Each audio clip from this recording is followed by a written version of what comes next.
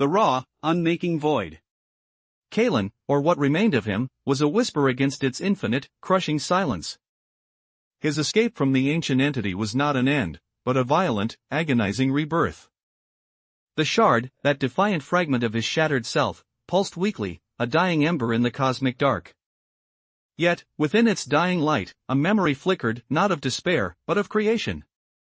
His corrupted homeworld, a tapestry of ruin and alien energy, began to bleed into the void.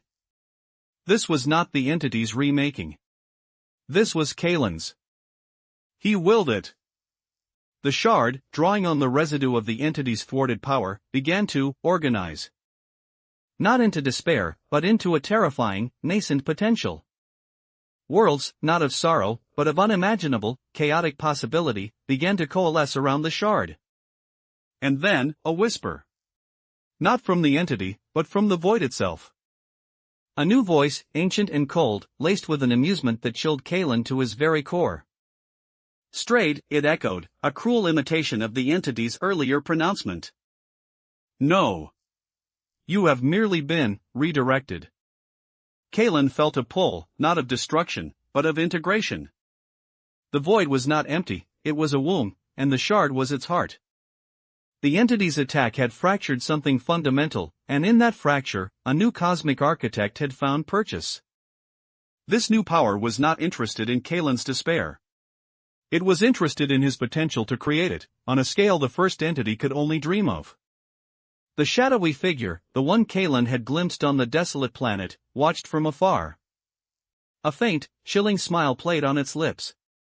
The void was not merely waiting, it was beckoning. Kalen was not just escaping, he was being drawn into something infinitely more vast, a cosmic design where his defiance was merely a prelude to a symphony of universal terror. The remnants of his shard, now humming with a terrifying new energy, began to solidify the chaotic possibilities into something tangible. A new reality, born of ruin and will, was taking shape around him, a testament to his unwanted, terrifying genesis. The ancient entity, its power depleted, could only observe its rival's triumph from the cosmic periphery, a forgotten god in the face of a new, terrifying dawn.